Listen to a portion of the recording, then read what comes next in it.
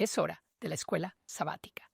Este trimestre estamos estudiando alusiones, imágenes y símbolos. Cómo estudiar la profecía. Hoy estudiaremos el Génesis como fundamento.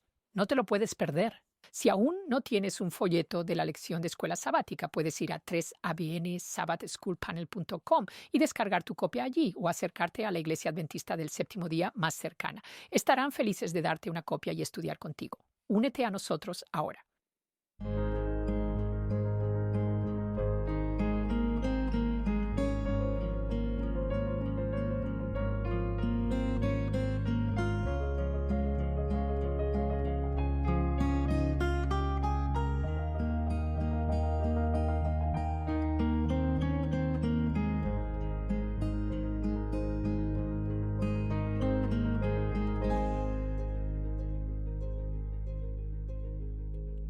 No importa desde dónde se una a nosotros alrededor del mundo, le damos la bienvenida al panel de Escuela Sabática de 3ABN. Soy Shelley Quinn y es un placer para mí presentar hoy la lección número 2, el Génesis como fundamento. Queremos agradecerle mucho por sus oraciones y su apoyo financiero.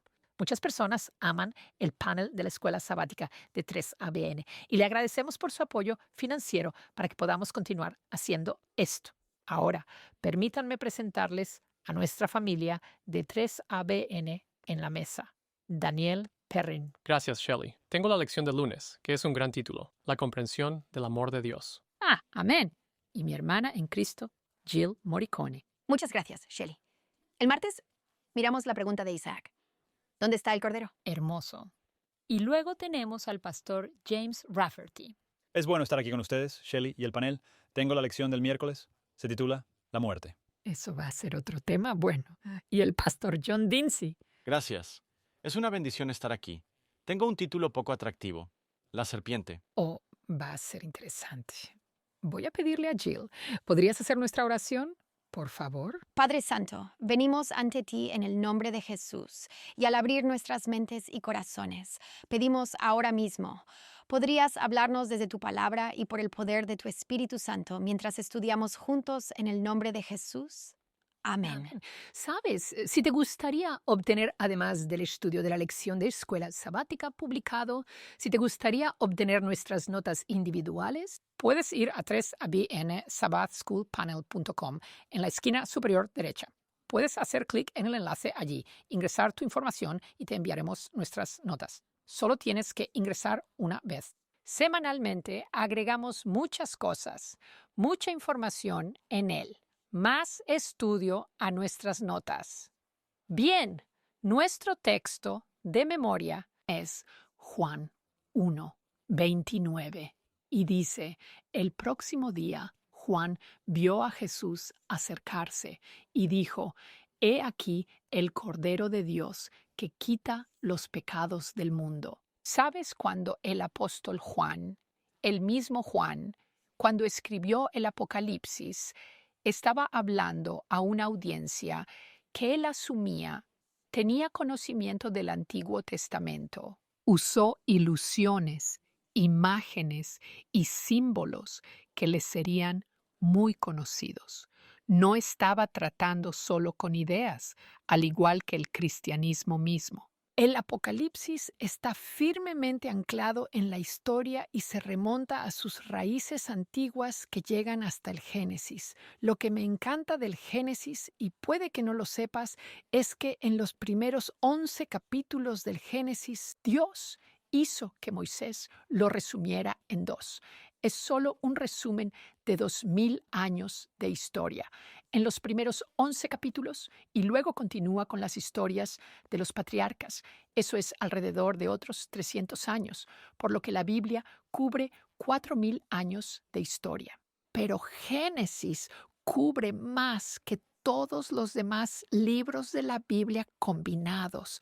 Génesis abarca más de 2300 años de historia de las interacciones de Dios con la humanidad, por lo que es muy importante entender Génesis. Si vas a entender el Apocalipsis, aquí está la cita de la lección. Casi todos los conceptos clave mencionados en el Apocalipsis aparecen de alguna forma en los capítulos iniciales de la Biblia. De muchas maneras, el Apocalipsis es Génesis al revés. Esta semana vamos a estudiar un puñado de conceptos importantes para ilustrar el punto crucial de que comprender los fundamentos antiguos detrás de Apocalipsis permite al estudiante ver innumerables matices dentro del texto, cada uno de los cuales puede ofrecer lecciones importantes sobre la naturaleza de la humanidad, la naturaleza de Dios, el conflicto que se libra en nuestro universo y, por lo tanto, el conflicto que se libra en nuestras vidas. Una de mis escrituras favoritas, y es una escritura favorita bastante reciente, es Juan 5, 46 a 47, porque Jesús está hablando a los líderes religiosos y él dijo, si ustedes creyeran a Moisés, Moisés escribió los primeros 5 libros, me creerían a mí porque escribió sobre mí. Entonces, cuando estén estudiando los primeros 5 libros de la Biblia, estás buscando al Mesías en esas escrituras. Y él dice, si no crees en los escritos de Moisés, ¿cómo creerás mis palabras? Bien, la lección del domingo es el principio de la primera mención. ¿Sabes? Si vas a la universidad, la mayoría de los programas académicos tienen un estudio básico. Por lo general, es como, ya sabes, Historia 101 o lo que sea. Es una visión general del curso. Son principios amplios y básicos. Y esto forma la base para tu estudio futuro. Bueno, cuando lees toda la Biblia, lo que rápidamente descubrimos es que Dios usa el mismo método.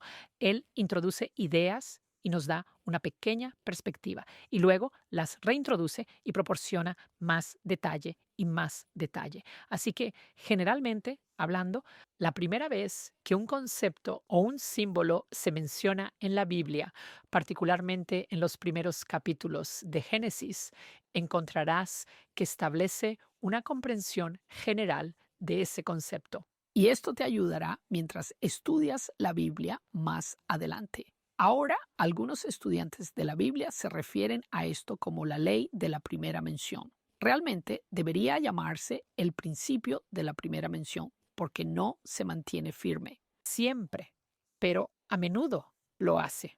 La lección, cito, tanto en el estudio general de la Biblia como en la profecía bíblica, encontramos que Dios lentamente alimenta a sus hijos con información a lo largo del tiempo, comenzando con un concepto básico y luego ampliándolo muchas veces a lo largo de los años o incluso los siglos. ¿Sabes? Es interesante. Dios dice en Malaquías capítulo 3, versículo 6, yo soy el Señor, no cambio. Hebreos capítulo 13, versículo 8 dice, Jesucristo es el mismo ayer, hoy y siempre. Isaías capítulo 40, versículo 8 dice, la hierba se seca, la flor se marchita, pero la palabra de nuestro Dios permanece para siempre. Así que una lección cita, cuando Dios establece la verdad, no cambia de opinión. Así que si algo se ha establecido en Génesis o en Malaquías, donde sea que se haya establecido, Dios no cambia de opinión una vez que comienza a enseñar a su pueblo la verdad. Podemos confiar en que la repetición del mismo principio bíblico o tema no cambia su significado, sino que, por el contrario, arroja más luz sobre el tema. Y esto tiene mucho sentido cuando estás estudiando profecía, porque si desarrollamos un buen entendimiento de Génesis, vas a tener una mejor comprensión del resto de la Biblia, particularmente el Apocalipsis. Ahora quiero agregar algo porque todavía tengo unos minutos en mi tiempo. Eso fue el principio de la primera mención. Voy a agregar otro principio que se llama repetir y ampliar. Mientras estudias la Biblia, lo que verás es Dios. Progresivamente está desplegando su plan de salvación. Construye cuidadosamente toda la historia escrita de sus interacciones con su pueblo. Y primero, usa un visor estrecho y solo nos muestra algo que es muy, muy sucinto, pero luego amplía su visor e incluye más detalles. Así que sigue repitiendo este proceso una y otra vez hasta que obtienes una vista panorámica del tema. Así que por eso es tan importante no solo estudiar el Nuevo Testamento, sino también estudiar el Antiguo. El Antiguo Testamento contiene el Nuevo. El Nuevo Testamento explica el Antiguo. Y sabes, la profecía nunca se entiende completamente hasta que se cumple, ¿verdad? Pero el Señor predice el futuro de una manera fluida y continua desde Génesis hasta Apocalipsis. Y es tan hermoso porque Él usa este proceso de repetir y ampliar para que lo que expresó en el pasado lo amplíe con detalles adicionales para que tengamos una mejor imagen. Ahora, a medida que amplía nuestro entendimiento, debemos reconocer una cosa, lo que el principio de repetir y ampliar es esto. Cuando nos cuenta una profecía, cada profecía subsiguiente se basa en la profecía anterior. Tiene que estar de acuerdo con la profecía anterior antes de ella. Así que el principio de la primera mención y el principio de repetir y ampliar van de la mano. En muchos sentidos, como dije, el Génesis es como el Apocalipsis al revés. En Apocalipsis o Revelación es como Génesis al revés. En Génesis vemos la caída de la humanidad. En Apocalipsis vemos la redención de la humanidad. En Génesis vemos que están expulsados del jardín del Edén. En el Apocalipsis te tendré tan confundido. En el Apocalipsis está restaurado. Así que es algo tan hermoso que Dios quiere que conozcamos su corazón. Miramos el principio de la primera mención. Y esto es algo que nos da una idea de cómo Dios va a usar ya sea esa ilusión o esa imagen o ese símbolo en el futuro. Pero puedes contar con el hecho de que Dios nos enseña cómo enseñaríamos a un niño. Si tu niño tiene 6 años, no comienzas a enseñarles álgebra. Les enseñas a sumar y restar. Cuando entienden eso, entonces puedes enseñarles multiplicación y división. Pero así es como Dios nos enseña. Y es algo hermoso. Gracias, Shelley. Me encanta escuchar que Dios nos enseña como a niños pequeños porque eso es lo que somos. Y Él sabe que solo puedes manejar cierta cantidad a la vez y no nos sobrecarga ni nos echa todo de golpe. Mi nombre es Daniel Perrin y tengo la lección del lunes que es la comprensión del amor de Dios. Me encanta esta lección. Dios es amor. ¿Dónde está eso en la Biblia? Te daré un momento para responder. Debes almacenar ese texto en el salón de la memoria de la mente. Eso es, 1 de Juan, capítulo 4, versículos 7 y 8. Amados, amémonos unos a otros, porque el amor es de Dios, y todo aquel que ama ha nacido de Dios y conoce a Dios. El que no ama no conoce a Dios, porque Dios es amor. Me encanta eso. Y también lo descubrimos un poco más adelante en el capítulo. Versículo 16. Dios es amor. Eso es perpetuamente, no es solo una instantánea momentánea de los eventos actuales. Dios perpetuamente antes de la creación, después de la creación, hacia la eternidad, desde la eternidad pasada. Encontramos eso expresado en la serie de libros Conflicto de los Siglos por Elena White. Esos 5 libros comienzan con el libro Patriarcas y Profetas con esta frase aquí mismo: Dios es amor. Su naturaleza, su ley es amor. Siempre lo ha sido, siempre lo será. El alto y sublime que habita la eternidad, cuyos caminos son eternos, no cambia. En él no hay variabilidad ni sombra de cambio. Dios es amor. Llegamos al final de esos 5 libros, Patriarcas y Profetas, Profetas y Reyes, el deseo de los siglos, Hechos de los Apóstoles. Y luego a la última página y último párrafo de El conflicto de los siglos. De aquel que creó todo fluyen vida, luz y alegría. A través de los reinos del espacio ilimitado, desde el átomo más diminuto hasta el mundo más grande, todas las cosas animadas e inanimadas en su belleza sin sombras y perfecta alegría declaran que Dios es amor. Así que el amor motiva toda la profecía bíblica y es la fuerza impulsora detrás de toda la profecía bíblica. ¿Por qué Dios nos comunicó en símbolos? ¿Por qué son los símbolos a veces confusos? ¿Por qué Dios inspiró la escritura de profecías que a veces serían difíciles de entender? La respuesta, porque Dios es amor. Por lo tanto, porque Dios te ama. Por eso. ¿Por qué dio Dios la profecía bíblica en absoluto? Porque te ama. ¿Por qué usó Dios símbolos y palabras hebreas sabiendo que la nación hebrea no continuaría siendo el vehículo por el cual la verdad divina sería presentada al mundo? ¿Por qué hizo eso? Porque te ama. Porque Dios es amor. Porque hay 7 sellos, 4 caballos, 7 trompetas, 7 plagas. Todo por amor. No, el amor humano. El amor humano cambia.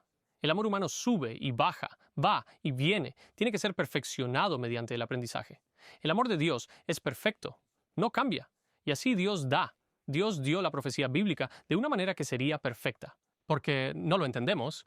A veces no es un testimonio del hecho de que Dios no nos ama, sino porque todavía somos muy débiles en nuestra comprensión y conocimiento. En cuanto asignamos cualquier otro propósito, cualquier otra razón para la profecía bíblica o motivación, vamos a llegar a una conclusión equivocada sobre la profecía bíblica y su interpretación. Así que sí, entonces podemos aclarar cómo esas cosas demuestran el amor de Dios. Pero la base subyacente de toda la profecía bíblica es esta. Debemos tener esto en mente cuando leemos estos libros. Dios me ama. Esto se hace por amor. Esto no se hace por miedo. Entonces digo la palabra amor y de repente 1000 imágenes aparecen en 1000 mentes diferentes y decimos, espera. Cada pensamiento que tenemos sobre el amor puede no reflejar y describir con precisión el amor de Dios. Entonces, ¿cómo puede un lenguaje humano inadecuado describir, representar y encapsular el amor de Dios? Vamos a tener que ir a la palabra de Dios y vamos a usar ese principio de la primera mención. ¿Dónde encontramos el primer uso de la palabra amor en la Biblia? Y esto es realmente interesante. Por inspiración divina, Dios coloca esa palabra en el libro de Génesis y eso ayuda a dar un marco al resto de la Biblia sobre lo que es el amor. Bueno, la palabra amor no aparece en el jardín del Edén. Había amor perfecto allí entre Dios y el hombre y Dios. Pero no es allí donde lo encontramos. No lo encontramos allí en el primer matrimonio en Génesis. ¿Podrías esperar que, dado que Dios es amor, se dijera algo al respecto en Génesis 1:1? El capítulo, como el inicio de Dios es amor, no comenzaría así. Pero ya ves, Dios opera mediante la demostración. Y por inspiración, Dios nos muestra algo así como Romanos, capítulo 5, versículo 8. Dios demuestra su amor por nosotros. Así Dios demuestra su amor en la creación. A través de toda la creación vemos el amor de Dios demostrado. Pero la palabra aparece en el momento justo para que podamos aprender de la experiencia de qué se trata el amor. Y esa palabra amor aparece en el capítulo 22 de Génesis. Una gran crisis emocional. Casi 2000 años de historia de la tierra ya pasaron y luego llegamos al amor. ¿Conoces la historia de cómo Abraham, en Génesis, capítulo 22, es llamado a sacrificar a su único hijo? Abraham e Isaac participaban ahora en un drama representado que prepara el escenario para entender de qué se trata el amor de Dios. Y lo están actuando con fe, paso a paso, aunque en ese momento no podían ver el final. No se usa la palabra sobre cuánto nos ama Dios o incluso ama a Abraham e Isaac. Escúchalo en Génesis 22, 1-2. Aconteció después de estas cosas que Dios probó a Abraham, le dijo, Abraham. Este respondió, aquí estoy. Y Dios le dijo, toma ahora a tu hijo, tu único, Isaac, a quien amas, ve a la tierra de Moria y ofrécele allí como holocausto en una de las montañas que te mostraré.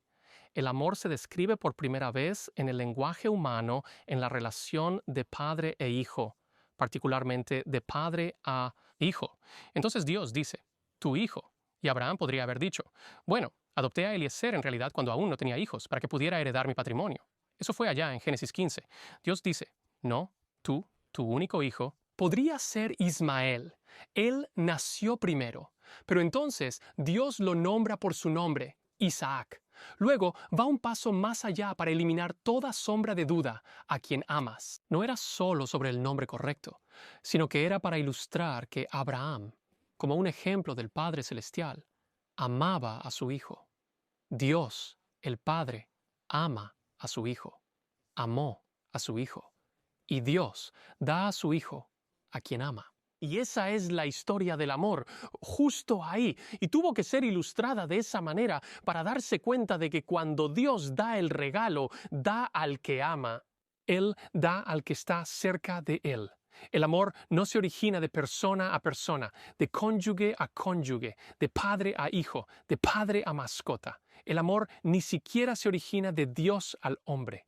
Comienza con el amor de padre a hijo. Y luego de allí, Dios nos ama lo suficiente como para dar al que Él ama. Dios da a quien ama. Y esto nos lleva al primer uso de la palabra amor en el Evangelio de Juan, que se encuentra en Juan 3:16, que está tan claramente conectado con Génesis 22. Repite, conmigo, de la versión King James, porque de tal manera amó Dios al mundo, que dio a su Hijo unigénito, para que todo aquel que en Él cree no perezca, sino que tenga vida eterna. Y esta es toda la historia del Evangelio que ya vemos representada en el libro del Génesis y ahora hecha completamente clara en Jesucristo y luego iluminada plenamente a través de la profecía bíblica. Dios amó tanto al mundo que dio. El último párrafo de la lección describe la hermosa conexión entre Génesis 22 y Juan 3:16. Pero es como si Jesús estuviera tomando a Nicodemo por los ojos y girándolos, señalándole de nuevo hacia la cruz visualizada en símbolo en el libro de Génesis. Dios da a su único hijo engendrado. Abraham había dado a su único hijo engendrado. Abraham, a través de la fe, recibió a su hijo de vuelta de entre los muertos, y así también Jesús será recibido de vuelta de entre los muertos, prometiendo victoria sobre el pecado. Esto es amor, la entrega de Jesús como sacrificio por el pecado, un regalo de valor incalculable porque Él es a quien el Padre ama. Esto está detrás de toda la profecía bíblica. Está construido, la profecía bíblica se basa en el sacrificio de Jesús, que es el amor de Dios porque Dios es amor. Así que podrías decirlo de esta manera: Dios no podría dar profecía bíblica sin dar a su unigénito Hijo, porque no habría nada que profetizar. No habría nada que esperar. No habría fundamento, y si arrancas un fundamento, no queda edificio del cual siquiera hablar. Toda la profecía bíblica nos lleva de vuelta a esto. Dios amó tanto al mundo que dio a su unigénito Hijo. Amén. Gracias, Daniel, por esa hermosa lección. Sabes, la profecía no fue dada por Dios para asustarnos, sino para prepararnos, ¿verdad? Y por eso estamos muy agradecidos. Ahora tenemos un momento de misión de 3ABN. Volveremos en breve. Hola, soy Greg Morricone. Estoy muy contento de que te hayas unido a mí para Mission Moment de 3ABN. El valor propio de Laura fue destruido por el acoso en la escuela, fue ridiculizada y se rieron de ella, y aunque clamaba a Dios cada noche, se sentía terriblemente triste y sola. Finalmente conoció a un hombre que la amó por lo que era. Cuando se casaron, se convirtió a su fe católica. Muchos años después, Laura estaba en casa recuperándose de una cirugía cuando encendió su televisor y se topó con el programa en un canal llamado 3ABN Proclaim. El pastor Lonnie Melashenko estaba predicando sobre lo que sucede después de la muerte, y la idea de que su madre no estaba realmente en el cielo la sorprendió. Entonces le envió un correo electrónico y él la sorprendió enviándole toda la serie de programas por correo. Su sermón sobre el sábado la impactó, cuando se dio cuenta de que la Iglesia Católica fue responsable de cambiar el día de Dios de sábado a domingo. Como ella era secretaria de la iglesia, le preguntó a un sacerdote al respecto. Él le explicó que se cambió para celebrar la resurrección de Cristo. Pero cuando preguntó más sobre el cuarto mandamiento, él se molestó. Cuanto más veía Laura, más preguntas tenía. Entonces, un día, él perdió la paciencia con sus preguntas y la abofeteó públicamente frente a todo el personal de la oficina.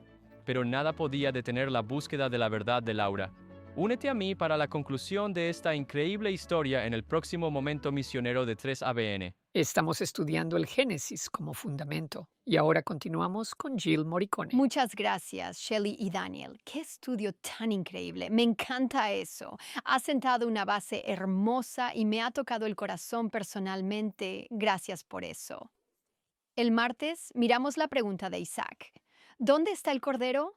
Así que volvamos a Génesis 22. Daniel hizo un trabajo increíble al sentar las bases para la primera mención de la palabra amor en la Biblia, allí en Génesis 22. Y esta es, por supuesto, la historia de la que ya habló. Abraham ofreciendo a su hijo, Isaac. Y ahora miramos la primera mención de esta palabra hebrea para cordero, la palabra Ise. La primera mención de eso está aquí en Génesis 22, versículos 7 y 8. Pero Isaac habló a Abraham su padre y dijo, «Padre mío». Y él respondió, «Aquí estoy, hijo mío». Luego preguntó, «Mira, el fuego y la leña, pero ¿dónde está el cordero para la ofrenda quemada?» Ahí está nuestra palabra hebrea, Ishe.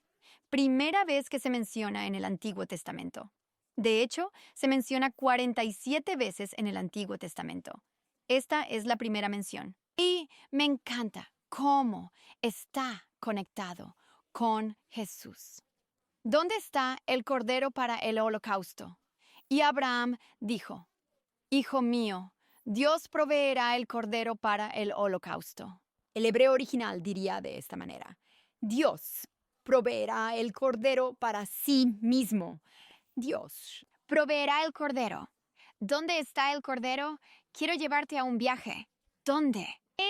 ¿Es el cordero en las Escrituras? Vamos a seguir esta palabra hebrea Ise y vamos a mirarla a través del Antiguo Testamento y luego su correspondiente palabra griega en el Nuevo Testamento. ¿Dónde está el cordero? Vamos a mirar un libro. Vamos a Éxodo. Éxodo capítulo 12. Esta es, por supuesto, la experiencia de la Pascua. Éxodo 12. Lo retomamos en el versículo 3. Habla a toda la congregación de Israel, diciendo, en el 10º día de este mes, cada hombre tomará un cordero para sí mismo. Ahí está nuestra palabra hebrea, Ishe. Según o a la casa de su padre, un cordero, ahí está de nuevo, para una familia. Salta al versículo 5. Tu cordero, ahí está nuestra palabra en hebreo una vez más. Deberá ser sin defecto, macho de 1 año. Puedes tomarlo de las ovejas o de las cabras. Salta al versículo 6. Entonces toda la asamblea de la congregación de Israel lo matará al anochecer y tomarán algo de la sangre y la pondrán en los postes y en el dintel de las casas donde lo coman. Salta al versículo 12. Porque pasaré por la tierra de Egipto esa noche y heriré a todos los primogénitos en la tierra de Egipto. Salta al versículo 13. Cuando vea la sangre, pasaré de largo. Entonces, ¿dónde está la pregunta? ¿Dónde está el cordero? El cordero tomó el lugar de los hijos de Israel, su castigo, por así decirlo, para que pudieran vivir. La sangre del cordero en el dintel. El cordero está sin defecto. El cordero fue sacrificado para que ellos pudieran vivir. Salta sobre otro libro. Estamos en Levítico. Levítico, capítulo 5, versículo 7. Aquí está nuestra misma palabra hebrea, Ishe. Si no puede traer un cordero para la ofrenda de reparación, entonces deberá traer al Señor por su falta, que ha cometido 2 tórtolas o 2 pichones, una como ofrenda por el pecado y la otra como holocausto. Ahora, esto es en caso de pobreza. Hay una sustitución para el cordero. Si no pueden permitirse traer un cordero, podrían traer palomas o una tórtola. Pero la pregunta surge de nuevo. ¿Dónde está el cordero? El cordero está siendo sacrificado por mi pecado. Mira en Isaías, capítulo 43. Vamos a Isaías, capítulo 43. Vamos a empezar con el versículo 22, pero para ver el contexto, realmente tienes que mirar atrás al versículo 19. Dios dice, voy a hacer algo nuevo, haré un camino en el desierto y ríos en el desierto. Y piensas, mira lo que Dios quiere hacer en la vida de su pueblo y los hijos de Israel. Pero el versículo 22 es tan triste. Pero no me has llamado, oh Jacob, te has cansado de mí, oh Israel. Dios quería hacer esta nueva cosa en sus vidas, en sus hogares y comunidades y sinagogas, pero no lo invocarían. Versículo 23. Tú no me has traído las ovejas. Ahí está nuestra palabra hebrea, hice. Tampoco me has traído tus ovejas para tus ofrendas quemadas, ni me has honrado con tus sacrificios. No te he hecho servir con ofrendas de grano, ni te he fatigado con incienso. ¿Dónde está el cordero? ¿El de la gente? La gente del cordero lo ha olvidado. Los hijos del cordero se negaron a aceptarlo. El pueblo de Dios se negó a apropiarse del sacrificio del cordero en su nombre. Salta al libro de Isaías. Isaías, capítulo 53, versículo 7. Aquí vemos la misma palabra para cordero. Él, Jesús, fue oprimido y fue afligido, pero no abrió su boca. Fue llevado como un cordero. Ahí está nuestra palabra hebrea. Al matadero, y como oveja delante de sus trasquiladores enmudece, así que no abrió su boca. ¿Dónde está el cordero? Va a ser asesinado. No resiste, no se defiende, va voluntariamente a morir. Ahora miremos el equivalente griego de esta palabra hebrea para Shei. Vamos a Juan 1:29. Esto, creo, Shelley, fue nuestro texto de memoria. Juan 1:29. La palabra es amnos y se usa 4 veces en el Nuevo Testamento. Vamos a ver un par de esas veces. Corresponde a esa palabra hebrea. Al día siguiente, Juan ve a Jesús acercándose hacia él y dice, miren, el Cordero, ahí está nuestra palabra. El Cordero de Dios, que quita el pecado del mundo. Así que me parece increíble. Es casi como si Juan el Bautista estuviera respondiendo al clamor de Isaac desde aquí en Génesis 22. ¿Dónde está el Cordero? Y Juan el Bautista dice, Él está aquí ahora mismo. Ha llegado. Está en la escena. ¿Dónde está el Cordero? Justo aquí. He aquí el Cordero de Dios, nuestro expiación sustitutiva. Jesús está aquí. ¿Sabes? Es interesante. Si lo estudias, no tomaremos tiempo. Pero si miras Mateo 3:17, el bautismo de Jesús, escuchas una voz del cielo diciendo, este es mi Hijo amado. Si miras Génesis 22, Abraham escuchó una voz del cielo cuando estaba a punto de ofrecer a su hijo. Pero, ¿dónde está el Cordero? El Cordero está aquí. El Cordero ha llegado como nuestro portador de pecados y sustituto. Mira Primera de Pedro 1. Primera de Pedro 1, misma referencia al Cordero, misma palabra griega, amnos. Primera de Pedro 1:18 al 19. Sabiendo, no fuiste redimido con cosas corruptibles, como la plata o el oro, provenientes de una conducta sin propósito recibida por tradición de tus padres, sino con la preciosa sangre de Cristo, como de un cordero sin mancha y sin defecto. ¿Dónde está el cordero? El Cordero es perfecto. El Cordero estaba en la cruz por mis pecados. El Cordero tomó mi lugar. Ahora vamos al libro de Apocalipsis. Esta es una forma diminutiva de la palabra Cordero. Es la misma palabra griega, pero en una forma diminutiva y corresponde y significa una pequeña mascota. Cordero. Lo vemos 30 veces en el Nuevo Testamento, 29 veces en el libro de Apocalipsis. Vamos a ver algunas de esas veces. Apocalipsis 5:6. Miré y he aquí, en medio del trono, de los 4 seres vivientes y en medio de los ancianos, estaba de pie un cordero. Ahí está nuestra palabra. Como inmolado, que tenía 7 cuernos y 7 ojos, que son los 7 espíritus de Dios enviados por toda la tierra. ¿Dónde está el cordero? El cordero está en la sala del trono en el cielo. El cordero tiene la autoridad para abrir el pergamino y leer. Apocalipsis 5:8. Cuando él tomó el pergamino, las 4 criaturas vivientes y los 24 ancianos se postraron ante el Cordero y cantaron una nueva canción, diciendo, eres digno de abrir, tomar el pergamino y abrir los sellos, porque fuiste sacrificado y eres redimido. Nos has redimido para Dios con tu sangre. ¿Dónde está el Cordero? El Cordero es victorioso, el Cordero está siendo adorado, el Cordero nos ha redimido. Ve a Apocalipsis 6. Apocalipsis 6:16. Esto es en la segunda venida de Cristo. Los malvados van a clamar a las montañas y a las rocas, caigan sobre nosotros y escóndanos del rostro de aquel que está sentado en el trono y de la ira del Cordero. ¿Dónde está el Cordero? El Cordero viene de nuevo por su pueblo. El Cordero es tanto amor y justicia. Mira Apocalipsis 12:11. Ellos le vencieron por la sangre del Cordero, por la palabra de su testimonio, no amaron sus vidas hasta la muerte. ¿Dónde está el Cordero? El Cordero está dando a su pueblo victoria suprema. Mira Apocalipsis 17:14. Los reyes de la tierra harán guerra contra el Cordero, y el Cordero los vencerá, porque Él es Señor de señores y Rey de reyes. ¿Dónde está el Cordero? El Cordero está luchando por su pueblo. El Cordero gana la batalla contra Satanás y sus secuaces. El Cordero es victorioso. Finalmente, Apocalipsis, capítulo 21, versículo 23. Y la ciudad, esta es la Nueva Jerusalén. No tiene necesidad del sol ni de la luna que brillen en ella, porque la gloria de Dios la ilumina. El Cordero es su luz. ¿Dónde está el Cordero? El Cordero no se sienta en la luz. El Cordero es luz. El Cordero estará con sus redimidos para siempre. Amén. Amén. Gran lección hasta ahora. James Rafferty aquí, y estamos viendo la lección del miércoles que se titula La muerte. El folleto de la lección de escuela sabática dice que quizá el aspecto más cruel de vivir en un mundo separado de su Creador es la forma en que la muerte acecha en el trasfondo de cada vida, lista para atacar en cualquier momento. Es la paga del pecado, la consecuencia de habernos desconectado de nuestro Creador, la única fuente de vida del universo. Como tal, el pecado desempeña un papel fundamental en la profecía bíblica, tanto por su realidad como, lo que es aún más importante, por su solución, que solo se encuentra en Jesús, en su muerte y su resurrección.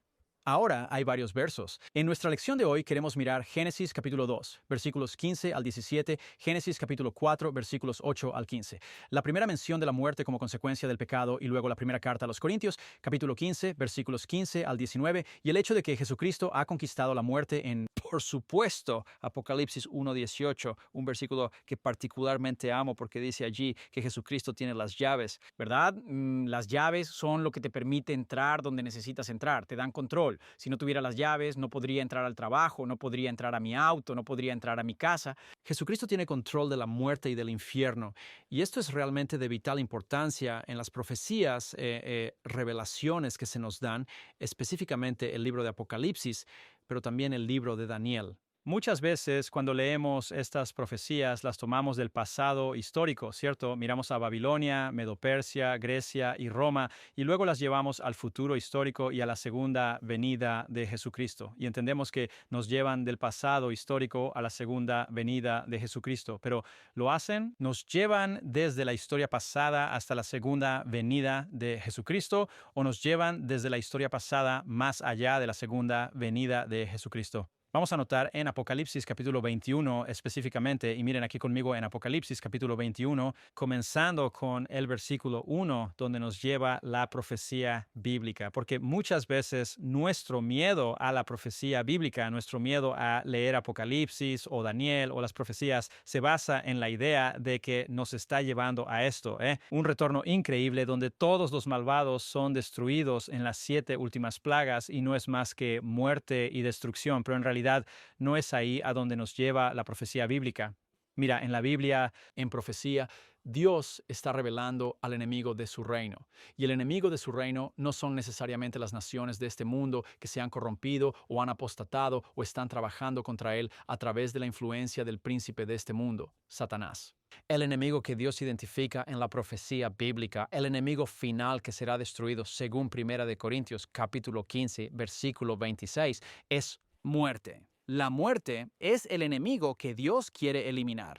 Y Apocalipsis y Daniel revelan a Dios eliminando a este enemigo, destruyendo la muerte. La paga del pecado es la muerte, y el poder del anticristo y todos esos poderes terrenales que luchan contra Dios están luchando para mantener principios que son una violación de la ley de Dios, que transgreden la ley de Dios. Y por supuesto, esos principios llevan a la gente a la muerte y Dios quiere acabar con la muerte, quiere eliminar la muerte, quiere destruir la muerte. Y por eso Dios se opone a estos poderes terrenales porque quiere llevarnos al punto en el que ya no haya más muerte. Así es, un Dios de amor nunca quiso que experimentáramos la muerte y toda la revelación de la profecía nos lleva a un punto final donde no hay más muerte.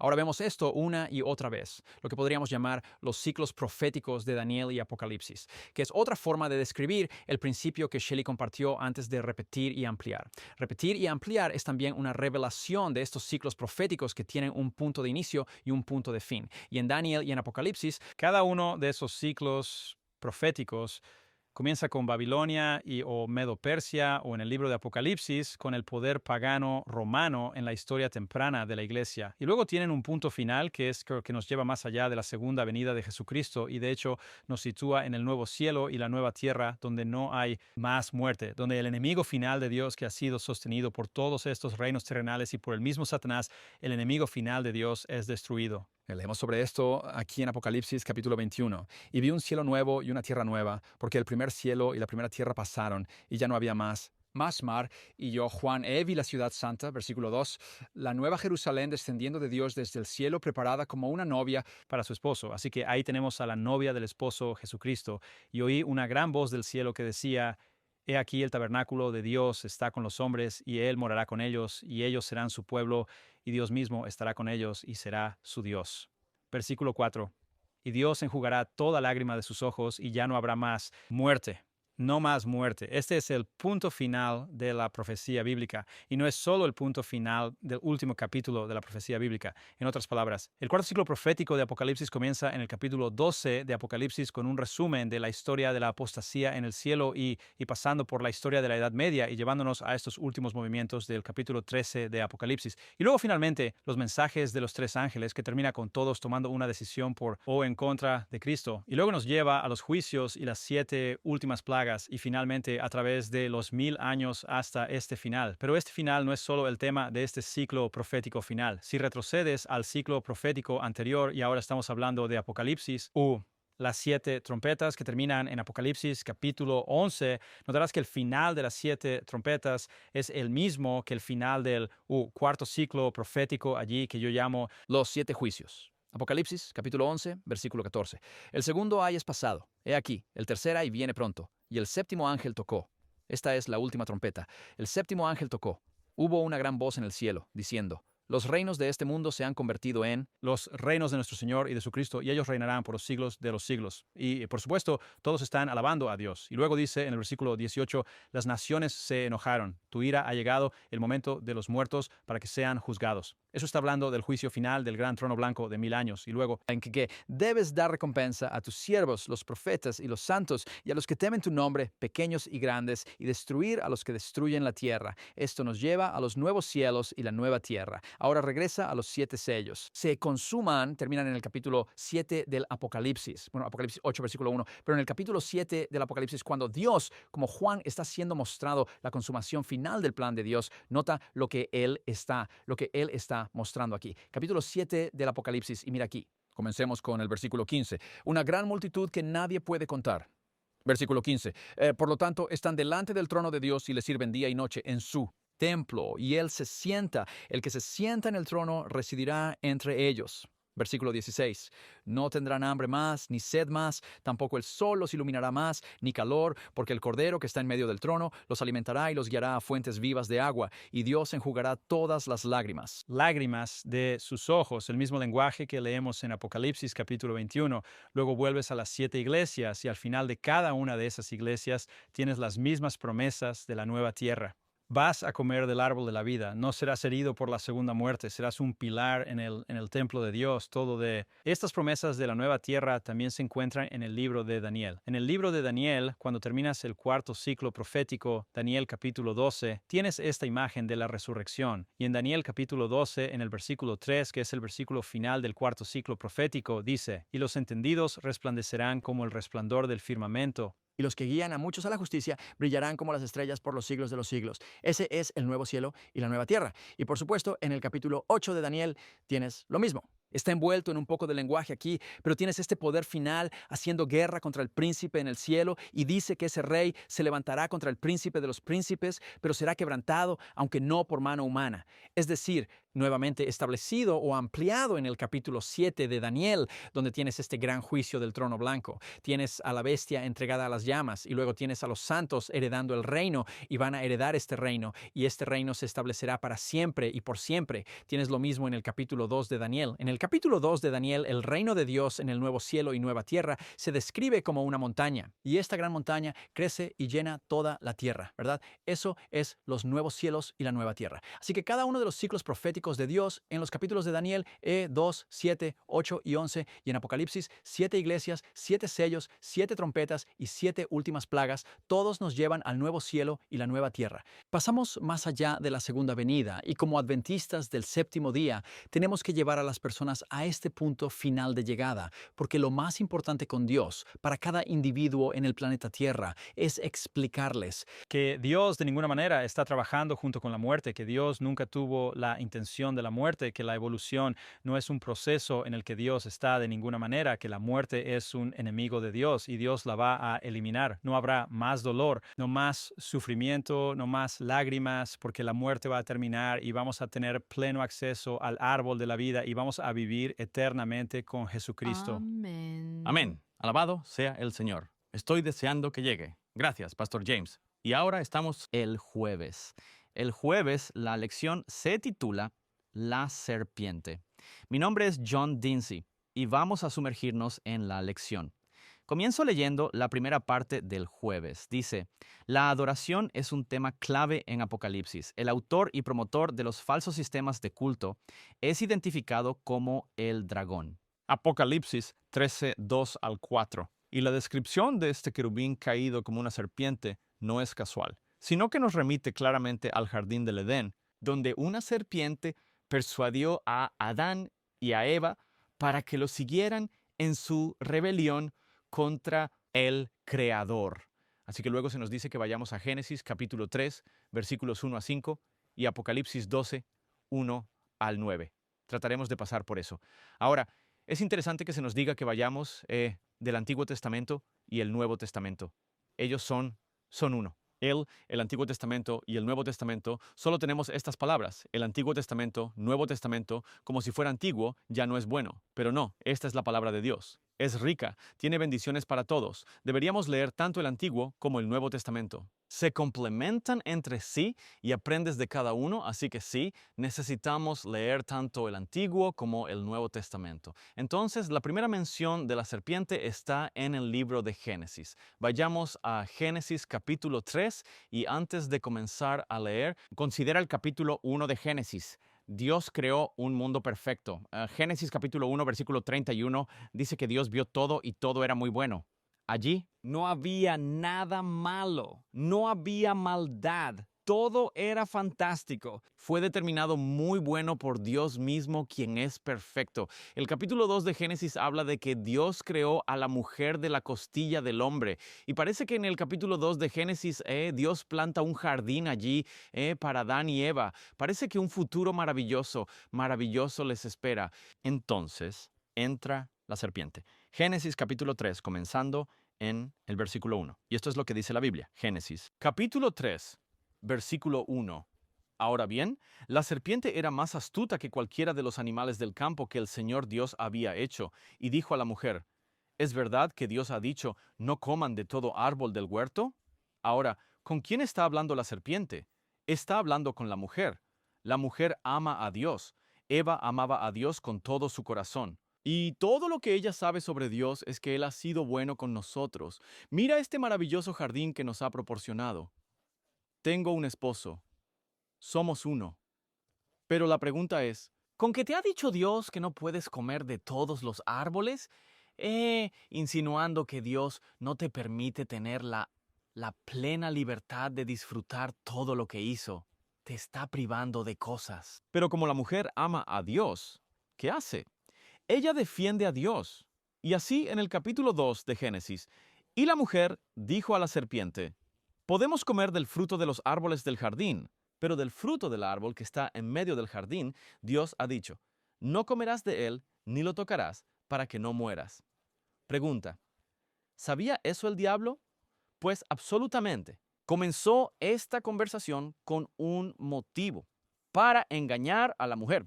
Y ahora Eva está conversando con un engañador y un mentiroso, y ella no lo sabe. Y la serpiente, con su astucia y sabiduría engañosa. Y es el diablo usando la serpiente. Observa entonces el capítulo 3 de Génesis. Génesis 3, versículo 2, pero del fruto del árbol. Sí, ya leímos eso. Vamos al versículo 4. Entonces la serpiente le dijo a la mujer, no morirás seguramente. contradicción directa a lo que Dios ha dicho. Así que ahora la serpiente está mintiendo. Pero, ¿sabe la mujer que la serpiente está mintiendo? Nunca ha escuchado una mentira. No sabe lo que es una mentira. Nunca ha hecho una. Nunca ha oído a Adán decir una. Los ángeles nunca habían mentido. Dios nunca ha mentido. Así que oye una mentira y tiene que evaluar esto como una verdad. Nunca he escuchado una mentira. ¿Qué es esto? Es una contradicción. Nunca había oído esto antes.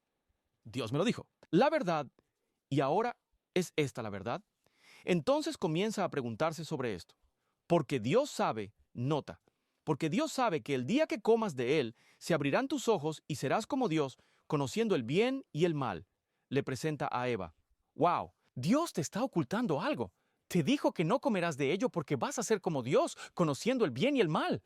Recuerdo un día que, alguien llamó a la puerta y un hombre estaba allí, vendiendo aspiradoras. Y mi padre dijo, ¿quién es? Hay un hombre aquí, está vendiendo aspiradoras. Déjalo entrar. Y entonces el hombre comienza su presentación y lo está haciendo muy bien. Y mi padre dice, ya tenemos una aspiradora. Y él dice, ¿sí? ¿Puede traerla, por favor?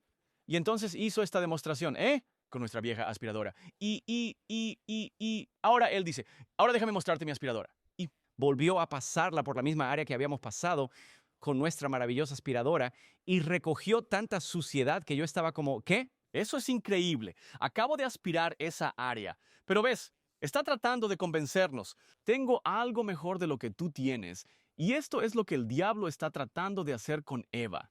Hay algo mejor de lo que tienes y Dios te lo está ocultando. Estoy aquí para iluminarte y liberarte para que puedas ser como Dios, insinuó. Tengo algo mejor. Así que, ¿con quién está hablando Eva? El capítulo 8 de Juan, versículo 44 dice, Jesús hablando a los escribas y fariseos, y él dice, Vosotros sois de vuestro padre el diablo, y queréis hacer los deseos de vuestro padre. Él fue un asesino desde el principio, y no permanece en la verdad, porque no hay verdad en él. Y necesitamos recordar eso. El diablo, no hay verdad en él. Cuando habla una mentira, habla de lo suyo propio, porque es un mentiroso y el padre de la mentira. Entonces, en el jardín del Edén, aquí está el padre de la mentira, presentando una mentira a Eva, y ella piensa que es la verdad, y está convencida, puedo mejorar comiendo de este fruto. Así que, ¿se convirtió Eva como Dios, conociendo el bien y el mal? El diablo presentó el mal como si fuera algo bueno, cuando de hecho era algo malvada, horrible. Y esta es la razón por la que estamos en esta situación horrible actual, donde hay enfermedad, hay dolor, hay muerte y hay problemas por todas partes. Necesitamos ir rápidamente a Apocalipsis capítulo 12. Vimos que el diablo es un mentiroso y aquí está actuando en Apocalipsis 12. Necesitamos comenzar en el versículo 1. Ahora apareció una gran señal en el cielo, una mujer vestida con el sol, con la luna bajo sus pies y en su cabeza una corona de 12 estrellas. Luego, estando embarazada, gritó con dolores de parto y sufrimiento para dar a luz y apareció otra señal en el cielo. He aquí un gran dragón rojo y ardiente con 7 cabezas y 10 cuernos y 7 diademas en su cabeza. Su cola arrastró 1/3 de las estrellas del cielo y las arrojó a la tierra, y el dragón se paró frente a la mujer que estaba lista para dar a luz, para devorar a su hijo, tan pronto como naciera. Y la palabra griega allí, arrastra o derriba, es como persuade y engaña. Estos ángeles, ellos también, como Eva, nunca habían oído una mentira. Todo lo que oían era verdad, verdad, verdad, verdad, verdad, verdad, verdad, verdad. Y ahora aquí viene una mentira, porque el padre de las mentiras se las contó. Se originó con él de sus propios recursos. Dios no los puso allí. De sus propios recursos, creó una mentira. Y desde entonces tenemos gente mintiendo también. Quizás me estás escuchando y tú, has dicho mentiras. Esto se origina con el diablo. No nos identifiquemos con el diablo. Identifiquémonos con Dios, quien es la verdad. Así que la tercera parte de los ángeles fue engañada y necesitamos movernos a Apocalipsis 12:5. Ella dio a luz un hijo varón que debía gobernar todas las naciones con una vara de hierro, y su hijo fue arrebatado a Dios y a su trono. Entonces la mujer huyó al desierto, donde tiene un lugar preparado por Dios para que la alimenten allí 1260 días. Y hubo una guerra en el cielo. Miguel y sus ángeles lucharon contra el dragón, y el dragón y sus ángeles lucharon, pero no prevalecieron, ni se halló ya lugar para ellos en el cielo. Entonces fue expulsado el gran dragón, aquella serpiente antigua llamada el Diablo y Satanás que engaña al mundo entero. Fue arrojado a la tierra y sus ángeles fueron expulsados con él. Continúa tratando de engañar cada día a las personas que quieren una vida mejor, que quieren vida eterna. Él está tratando de engañarnos. Y así tenemos la historia del conflicto de los siglos rápidamente aquí en estos pocos minutos, haciéndonos saber que hay un engañador, hay un mentiroso que va a tratar de engañarte. Mantente en la palabra de Dios. Sigue al Señor con todo tu corazón. Él tiene tu mejor interés en mente, mientras que el diablo tiene la destrucción como su motivo para engañarte. Ujú. Amén. Gracias a todos y cada uno por una lección tan hermosa. Y ahora vamos a tomar solo un momento para algunas reflexiones finales. Bueno, tuve la lección del lunes que fue la comprensión del amor de Dios. Y no puedo evitar preguntarme, ¿cómo sería si realmente entendiéramos el amor de Dios? ¿Cómo cambiaría la forma en que veríamos las palabras de las Escrituras, las palabras de la profecía? ¿Nos veríamos unos a otros? ¿Nos veríamos a nosotros mismos y nuestro futuro?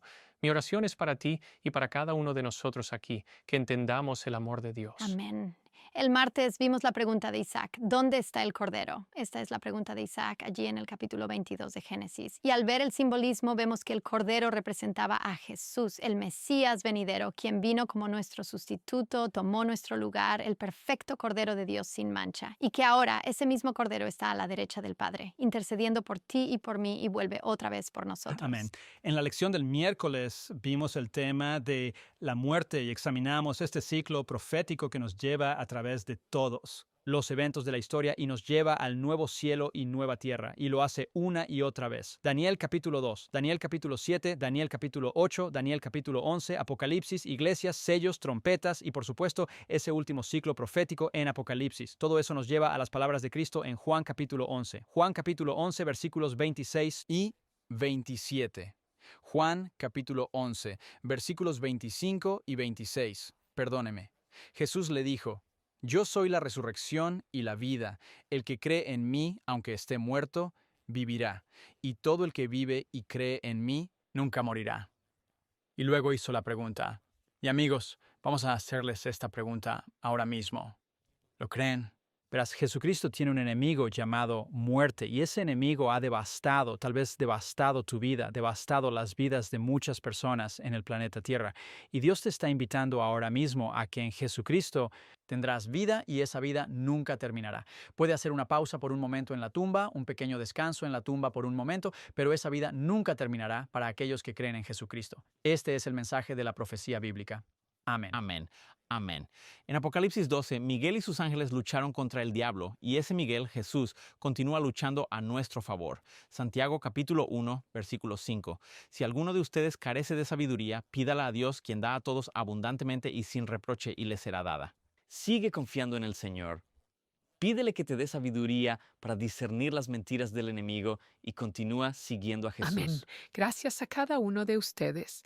Mi pensamiento mientras hablabas, cuando Adán y Eva pecaron y Dios bajó al jardín para hablar con ellos. No los amaba menos que el día antes de que pecaran. En tu peor día, Dios te ama tanto como en tu mejor día. No dejes que el diablo use tu pecado para te separa de Dios. Corre hacia Él. Acércate a Él, no lo evites. La próxima semana continuaremos con la lección 3 imágenes tomadas del matrimonio, un hermoso estudio. Pero ahora queremos cerrar con una oración. Nuestro más amoroso y bondadoso Padre Celestial, te agradecemos, Señor, por el don de la profecía. Te agradecemos por el testimonio de Jesucristo. Te agradecemos, Señor, que esto es algo que nos diste para nuestro beneficio porque nos amas, Señor. Y te agradezco por este estudio. Te agradezco por todos los que están escuchando. Oro, Señor, danos no solo oídos para escuchar, sino un corazón que ponga tu palabra en práctica. Te amamos, te alabamos. Oramos. Ven, oh Señor, en Cristo. Amén. Amén. Gracias.